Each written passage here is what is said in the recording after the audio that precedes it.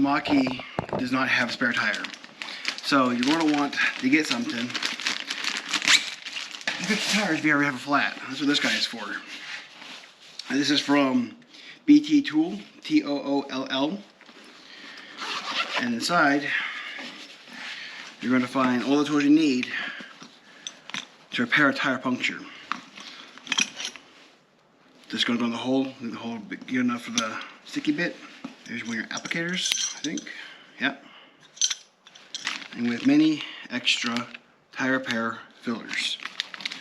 So I'll put the description down below and other videos of proper how to use one of these kits.